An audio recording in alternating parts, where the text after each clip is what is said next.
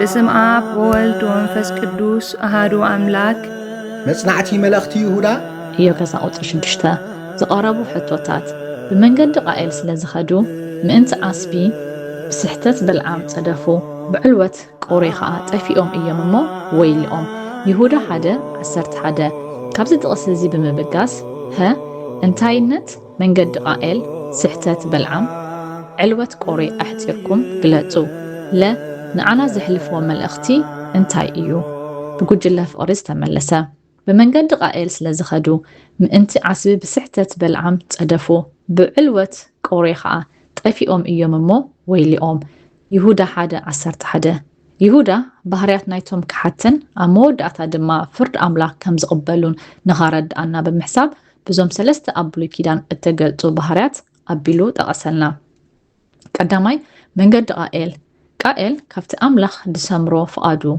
واتيو بتنسو زمراتو منقد خدا أملاخ نقلقلوتنان نيهيوتنان يسامرو دو قائل أبقدم أملاخ كنو قلبي أينبرون صوري لبخ هلونا كم زقبا دما يمهرنا كالاي مللي منقد قائل دما حلافنت دي سمعو أنا دو حلاو حوي إيه زبل فقري بتاي زي بلو هيوت إيو كامتي كاب أكوي زنبرة نحوو خا زقتل قائل أينخون سلمنتا يخا زقتلو قبر أكوي قبر حاو قنا سناي سلزنبرة إيو يبلنا هاورا قدوس يوحنس أما الأختو قدام يوحنس 13 كالاي بلعام زهولك 22 كساب 24 نربحا جزاء رأسو بمحلاي نحزبي أملاخ قنا نبحات أزمرحة إيو بلعام كاب نقوس بلا استوهابو تسفا هابتن كبرن سلزمارخو نتي أملاخ أي تخيد دبلو تأزاز نمتقوار تولاولا نتي أملاخ زهاو نايتن بيتسقا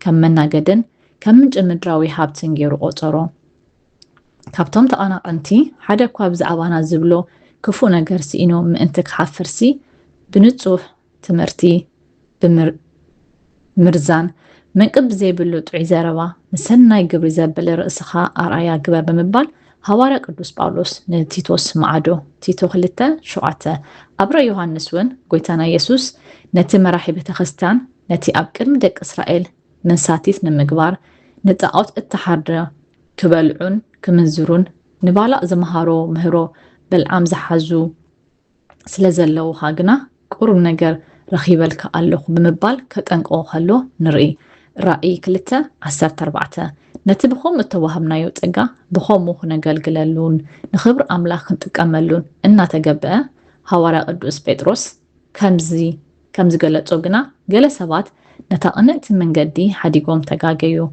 من قدي اتي عسبي عمتا زفتوا بالعام ودي بوصور سعبو يبلنا خلاي بيتروس كلتا 15 ستت بالعام مالت بحضيرو منفساو ملك حسكا مدراو ربحة مدلاي مالت ايو سالساي قرح الوت قرح كا نتي أملاخ دسرعو ملكوتاوي سلطان من عاق ايو نتو ببزح تقا اب حبرت أملاخ زعيو أقلقلتي بفقرنا تي اب زلو تقا تخافل تخنكون انبر كنقاوم كم زي قبا كاب قرح نمهارو ايو إذا بهارات هزنا أبيت أملاخ مهلاو مالت قنا نأكل كريستوس من مقال مالت إيو نمتقلال أبزوم سلسة زقاربولنا نايبلو كيدان بهاراتات النريو كان فقد أملاخ زي كونس بجزاء رأسخا من ملاس إيو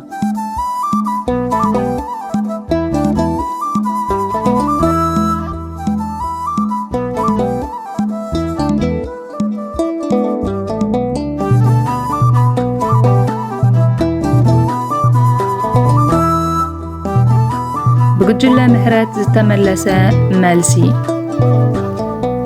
إذن يهودا متنقاتا أبسلست عبيتي جيغاتات ودسب إذا خاا متلام سسعة كمون علوات سلطانن ذاتو كريو من قدك آيل نايبراوان صحف عمل أختو أبيل كمسواتك آيل زبلت مسواتنا أملاخ بإمنة تقربة بمبال مسكيرو لله إبراوان 11 فقدي 4 إذا أملاخ قدايو مسلبي دأمبر مس عينتات مسواتي كم زي كون يرئينا قائل نصوح لنا زي بلو مسوات مساقربة أملاخ باهيلوو أي رأيون قائل كا أزيو كوري قطو دما تسأل ما يبل ሕልናኻ ምዕራብ ጽልኢ ጥልመት ካልእ ብዙሕ ዝተሓላለኸ ነገራት እውን ነይርዎ እዩ። ኣምላኽ ንቃኤል ሓጢኣት ኣብ ኣፍ ደገ ትቃጽወካ ኣላ ሃረርታ እውን ናባኻ እዩ ግና ኸንስኻ ክትገዝኣ ይግባኣካ ብምባል ምኺርዎካ እንተነበረ ቃኤል ግና ምኽሪ ኣምላኽ ክሰምዕ ኣይከኣለን። ዘፍጥረት 4:7 ቃኤል ንኣቤል ዝቐተሎ ኣቤል ኣብ ቅድሚ ኣምላኽ ሞጎስ ብምርካብ ብሓዉ ስለ ዝቐነ እዩ። ይሁዳ ከዓ ነዞም መምሃራን ሓሶት ይሁዳ ክገልጾም ከሎ ነቶም ሓቀኛታት ኣገልገልቲ ብጸለመን ብጽልእን ከም ዘጥቅዕዎም እዩ ዝሕብር ዘሎ። መንገዲ ቃኤል ማለት ብሓጺሩ ጉልባብ ጸላም ተኸዲንካ ንሓውኻ ብልብኻ ምጽላእ መገድን ምኽርን ኣምላኽ ከዓ ምንዓቕ እዩ። ስሕተት በልዓም ብትንቢት ዝፍለጥ ሰብ እዩ ነይሩ። ብፍቕሪ ንዋያትን ሃብትን ተታሊሉ ንህዝቢ እስራኤል ክረግም ስለ ዝተላዕለ ግና ካብቲ ቁኑዕ መንገዲ ሰሓተ። ዘኍልቍ 22:24 በልዓም ንኣምላኽ ዘይኮነሲ ንጥቕሙ እዩ ዘገልግል ነይሩ። ሐዋርያ ጴጥሮስ ዓስቢ ዓመፅ ዝፈቱ በልዓም ወዲ ብዔር ብምባል ይገልጾ። ካልኣይ ጴጥሮስ 2:15 ዓስቢ ዓመፅ በልዓም ዝበሃል ሓደ ሰብ ሓቂ እናፈለጠ ንዓለማዊ ረብሓ ንገንዘብ ወይ ንስልጣን ኢሉ መንፈሳዊ መንነት ክሸይጥን ሰባት ክጎድእን ከሎ ማለት እዩ። በልዓም ብልቡ ነቲ ሃብቲ ደልዮ ስለ ዝነበረ እግዚኣብሔር ብመልኣኹን ብኣድጉን ገይሩ እኳ ኣብ ዝዓግተሉ እዋን ንሱ ግና ኣየስተብሃለን። ልቡ ብስስዐ ስለ ዝዓወረ ነቲ ሓቂ እናፈለጠ ክንሱ ግናኸ ንኣምላኽን ንገንዘብን ከገልግል ፈተነ። በልዓም ንእስራኤል ክረግም ስለ ዘይከኣለ ንጉስ በላቕ እስራኤላውያን ምስ ኣዋልድና ክምንዝራ ጣዖት ከምልኹን እንተ ጌርናዮም ኣምላኽ ባዕሉ ክቖጽዖም እዩ ዝብል ተንኰል መኸሮ። ጠቕሚ ንምርካብ ኢሉ ንህዝቢ ኣምላኽ ናብ ሓጢኣት ምምራሕ እቲ ዝኸፍአ ስሕተት እዩ። በልዓም ብዝመኸሮ ተንኰል ዝተገብረ ምንዝርን ኣምልኾ ጣዖትን ህይወት 24,000 እስራኤላውያን ቀዘፈ። እስራኤላውያን ጸኒሖም ምስ መድያናውያን ክዋግኡ ከለዉ ንበልዓም እውን ብሴፍ ቀተልዎ። ዘኍልቍ 31:8 በልዓም ማመወዳእትኡ እቲ ዝደልዮ ሃብቲ ኣይበልዐን። ህይወቱ እውን ብውርደት ተዛዚሙ። ሕጽር ብዝበለ ብስሕተት በልዓም ምጽዳፍ ማለት ዝተዋህበካ መንፈሳዊ ስልጣን ኣብ ረብሓ ገንዘብን ስጋዊ ትምኒትን ሞዓል ማለት እዩ። ዕልወት ቆራ ማለት ትሕትና ሲኢንካ ነቲ ኣምላኽ ዝሰርዓሎም መሪሕነትን ስርዓትን ብትዕቢት ምቋም ማለት እዩ። ቆራ ኣብ ቤት መቕደስ ዘገልግል ሌዋዊ እዩ ነይሩ። ካብቲ ተዋሂብዎ ዝነበረ ኣገልግሎት ንላዕሊ ግና ካልእ ስልጣን ደለየ። ቆራ ኩሉ እዚ ህዝቢ ቅዱስ እዩ ስለምንታይ ዳ ሙሴን ኣሮንን ጥራይ ዝእዘዙና ብምባል ዕግርግር ኣልዓለ። 250 ሙሩያት ሰብኡት ኣሚኑ ብምስትዕኻ ኣብቲ ህዝቢ ምክፍፋል ፈጠረ። ዕልወት ቆራ ማለት እዚ እዩ። ቆራን ስድራ ቤቱን እቶም ምስኡ ዝሓበሩን ዳታንን ኣቢራምን ምስ ኩሎም ንብረቶም መሬት ተኸፊታ ወሓጠቶም። ሓዊ ካብ ሰማይ መጺኡ እቶም ዕጣን ከዕርጉ ዝፈተኑ 250 መራሕቲ ድማ ብሓዊ ተበልዑ። ኣብ ዘኍልቍ ምዕራፍ 26:10 ደቂ ቆራ ግና ኣይሞቱን ይብል። እዚ ማለት ደቁ ካብቲ ናይ ኣቦም ዕልወት ኣይሓበሩን ማለት እዩ። ኣብ መዝሙር ዳዊት ከም እንሪኦ ሓያሎ መዝሙር ብደቂ ቆራሕ እተጻሕፈው ኣለዉ። ንኣብነት ኣብ መዝሙር 42 ከምኡውን ካብ 44 ክሳብ 49 ዕልወት ቆራ ከም መጠንቀቕታን ትዕቢትን ስስዐ ስልጣንን ኮይኑ ክጥቀስ ከሎ በቲ ካልእ ገጽ ድማ ደቂ ቆራ ካብ ጌጋ ኣቦኦም ተማሂሮም ንኣምላኽ ብቐንዕና ምግልጋሎም ሓደ ሰብ ብሰንኪ ጌጋ ወለዱ ክጠፍእ ከም ዘይብሉ ዘርኢ ተስፋ ዘለዎ ታሪኽ እዩ። ንዓና ዘሕለፎ መልእኽቲ እዚ ጥቕሲ ወይሎም ብዝብል ቃል እያ እትወድእ። እዚ ቃል እዚ ናይ ሓዘንን ናይ ከቢድ ፍርድን መግለፂ እዩ። ከምቲ ምድሪ ተኸፊታ ንቆራን ሰዓብቱን ዝወሓጠቶም እዞም ዓለውኛታት እውን ብርግጽ ግቡእ ዓስቢ ስሕተቶም ክቕበሉ ምዃኖም ይሁዳ ዘጠንቅቐና ዘሎ። ንሕና እውን እምበኣር መንገዲ ቃየል ገዲፍና ካብ ስሕተት በልዓም እውን ተናጊፍና ነቲ በይኑ መንገድን ሓቅን ህይወትን ዝኾነ ጎይታና ኢየሱስ ክርስቶስ ክንስዕብ ኣምላኽ ይደግፈና።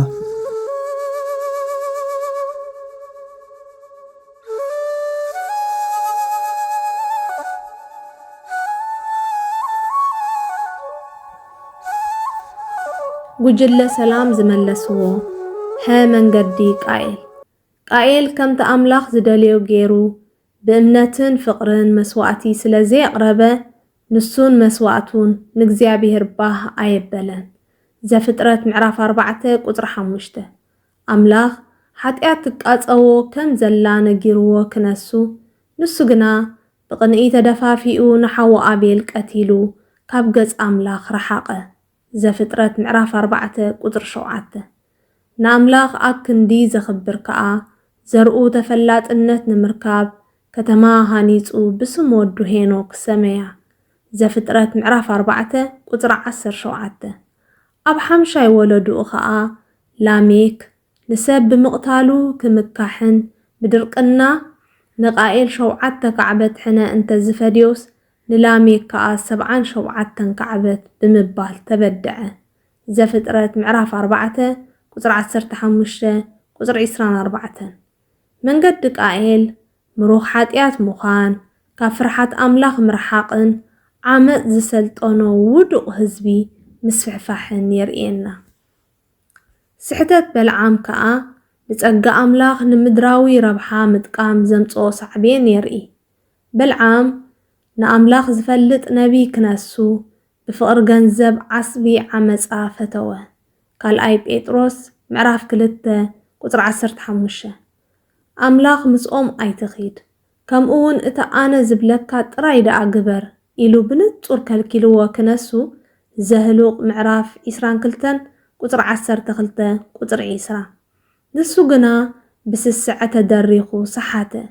ንህዝቢ እስራኤል ብቐጥታ ክረግም እኳ እንተዘይከኣለ ብጠባሪ ምኽሪ ግና ናብ ኣምልኾ ጣዖትን ርኽሰትን ከም ዝወድቁ ገበረ።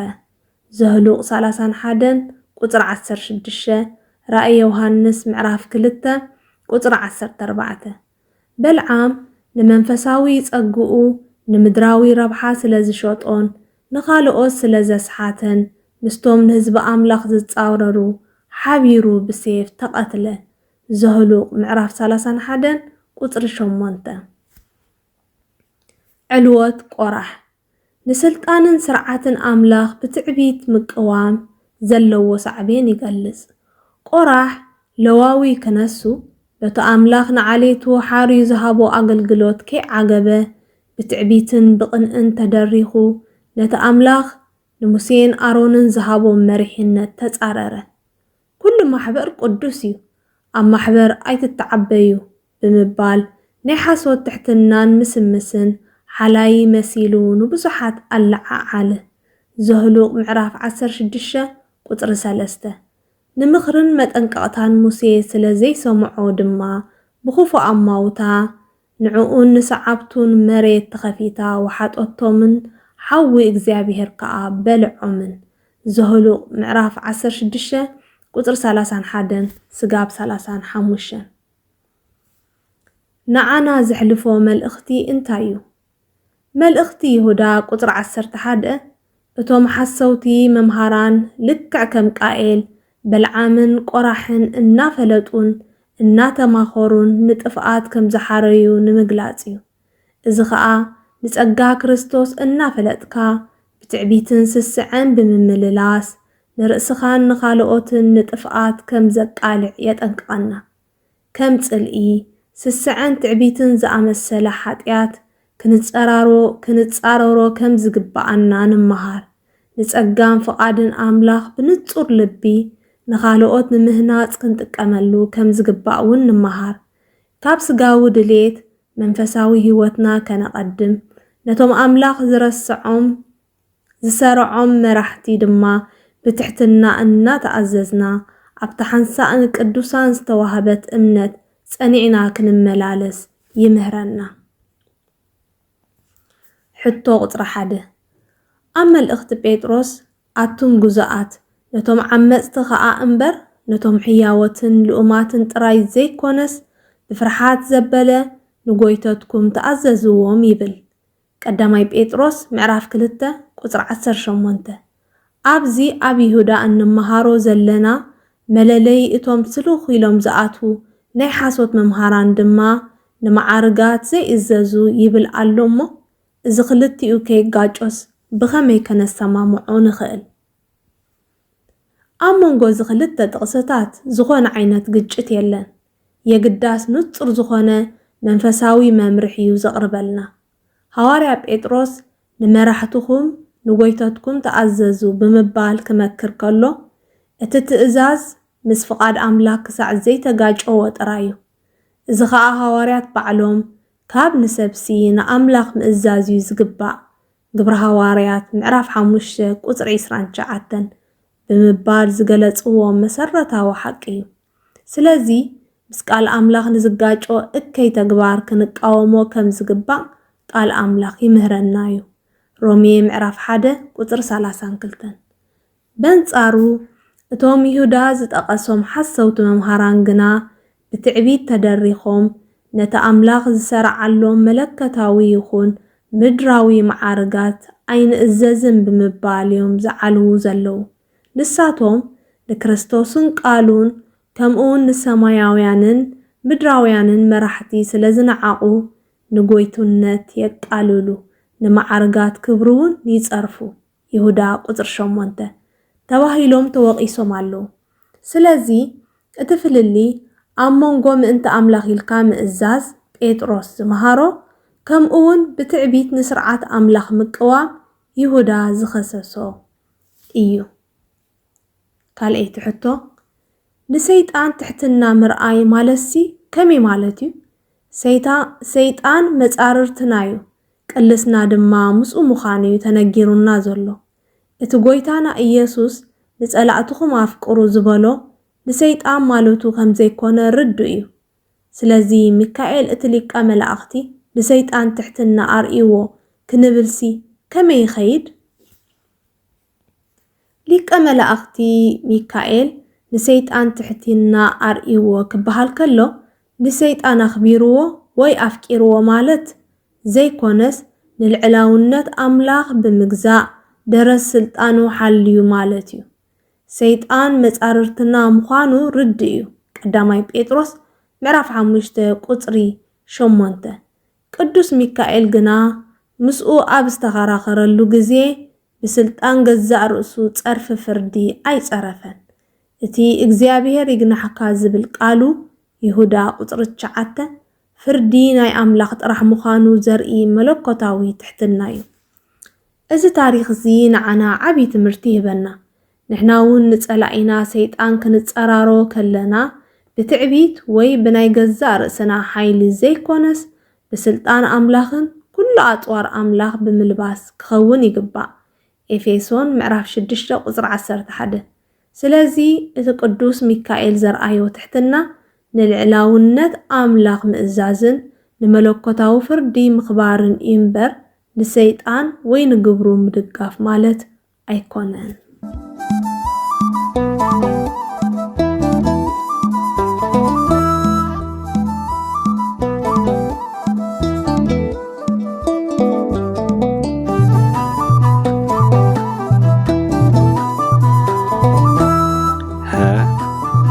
መገዲ ቃኤል ስሕተት በልዓም ዕልወት ቆራ ይሁዳ ወይልኦም እናበለ ዝጸሓፎ 3 መገድታት ጥፍኣት እዮም።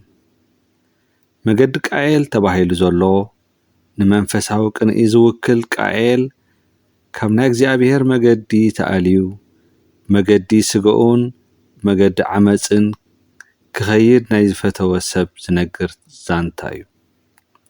እታ ናይ መጀመርታ ጠንቂ ዝነበረት ሓጢኣት ኩራ እያ።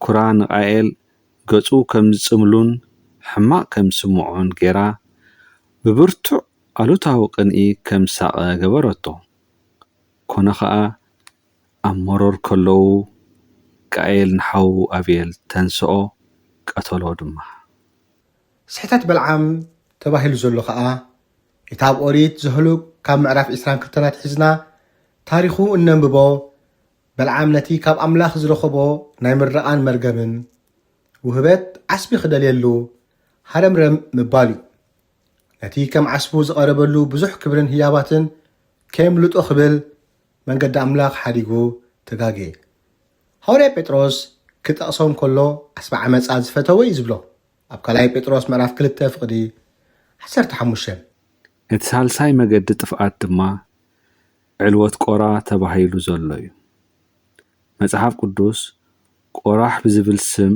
ዝጽውዑ 4 ሰባት የላልየና እቲ ቀዳማይ ኤሳው ካብ ኦሆሊባማ ኣብ ምድሪ ከነዓን ዝወለዶ ቆራሕ ሓዊ ይዕሱን ይዓላምን እዩ ኣብ ዘፍጥረት ምዕራፍ 36 ፍቕዲ 5 ከምኡ ድማ ፍቕዲ 14 ከምኡ ድማ ኣብ ቀዳማይ ዜና መዋዕል ምዕራፍ 1 ፍቕዲ 35 ክንረኽቦ ንኽእል እቲ ካልኣይ ቆራሕ ወዲ ኤልፋን እዩ ኣብ ዘፍጥረት ምዕራፍ 36 ፍቕዲ 16 ንረኽቦ ሳልሳይ እቲ ካብ ዘርኢ ካሌብ ቆራሕ ወዲ ኬብሮን እዩ ኣብ ቀዳማይ ዜና ምዕራፍ 2 ፍቕዲ 43 ክንረኽቦ ንኽእል ኣብ መወዳእታ እቲ ራብዓይ ከዓ እቲ ጸሓፊ መልእኽቲ ይሁዳ ብቆራ ዝጠቐሶ ቆራሕ ወዲ ይጽሓር እዩ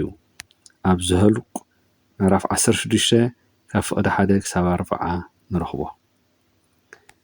ቆራሕ ንእግዚኣብሔር ንኸገልግል ዝተሓረየ ክነሱ ኣንጻር ሙሴን ኣሮንን ብፍላይ ድማ ኣብ ልዕሊ ክህነት ኣሮን ብኽፍኣት ምልዓሉ ምኽንያት ሕማቕ ኣማውታ 252 ሰባት ኮይኑ እዩ እቶም ብልምዲ ደቂ ቆራሕ ዝበሃሉ ምስ ቆራሕ ዝጠፍኡ ድማ እዞም ኣብ ምኽሪ ቆራሕ ዝሓበሩ ሰባት እዮም በዚ ዓብዪ ኣብነት ናይ ጥፍኣት ኣቦነት ዝዝከር ክኸውን እንከሎ ብኣንጻር ናይዚ ድማ በቶም ካብ ቆራሕ ዝተወልዱ 3 ኣወዳት ነቲ ሕማቕ ታሪኽ ኣቦኦም ንእግዚኣብሔር ብዝድምስስ ኣገልግሎት ቤት መቕደስን ብመዝሙርን ምስጋናን ንእግዚኣብሔር ኣኽቢሮም እዮም እተን ኣብ መዝሙር ዳዊት ዝርከባ መዝሙር ደቂ ቆራሕ ዝፍለጣ 11 መዛሙር መዝሙር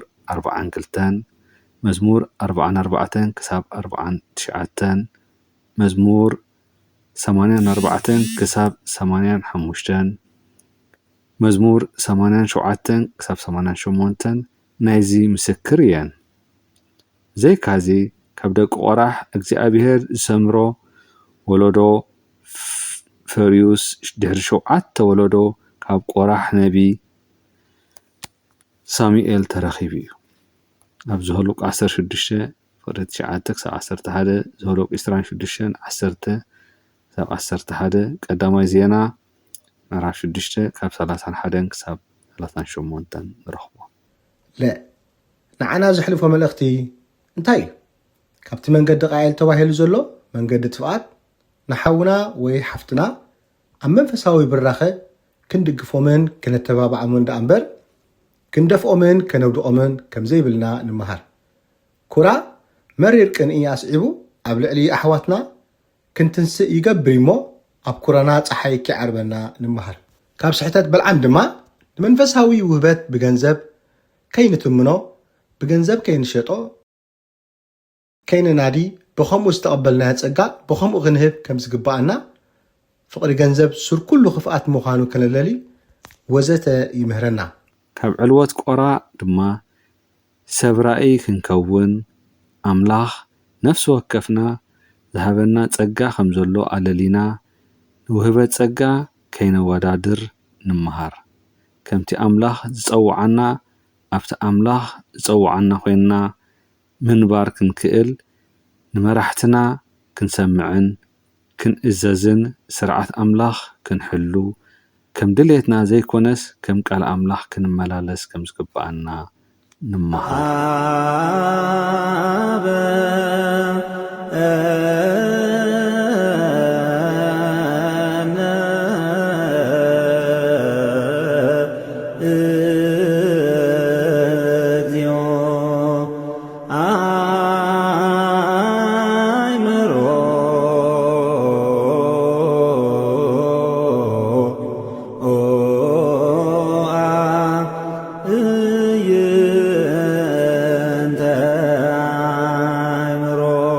ቅዱስ ጴጥሮስ ነቶም ዓመፅቲ እውን ከይተረፈ ተኣዘዙ እናበለስ ይሁዳ ግና ነቶም ዓመፅቲ ክእዘዞም ዘይኮነስ ክቃወሞም ከሎ ንሪኦ ኣለና።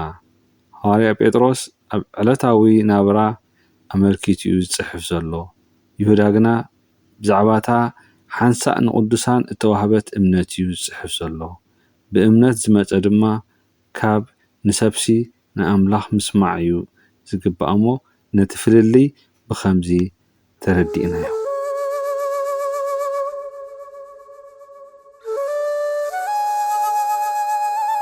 ኣብቲ ጽሑፍ ከም ንሪኦ እቲ ጉዳይ ክርክር እዩ። ኣብ ክርክር ከዓ ፀርፊ ክስዕብ ተኽእሎ ልዑል እዩ። ሚካኤል እቲ ሊቀ መላእኽት ግና ብዛዕባ ስጋ ሙሴ ምስ ዲያብሎስ እናተኸራኸረ ምስ ተማጎተ እግዚኣብሔር ይግናሕኻ ደኣ በሎ እምበር ፍርዲ ፀርፊ ክዛረብ ኣይደፈረን ክብለና ከሎ እምበኣር ቅዱስ ሚካኤል ኣብቲ ፈታኒ መድረኽ እውን ከይተረፈ ካብ ደረጅኡ ወሪዱ ፍርዲ ፀርፊ ክዛረብ ከም ዘይደፈረው እዩ ዝነግረና ዘሎ። ብኻልእ ኣዘራርባ እቶም ናይ ሓሶት መምሃራን ዘይፈልጥዎ ክፀርፉ ከለዉ ቅዱስ ሚካኤል ግና ከም ዝወደቐ ኣጸቢቑ ዝፈልጦ ዲያብሎስ ውድቑን ኩንኑን ምዃኑ ኣጸቢቑ እናፈለጠስ ግናኸ ፍርዲ ፀርፊ ክዛረብ ከም ዘይደፈረ እዩ ዝነግረና ዘሎ።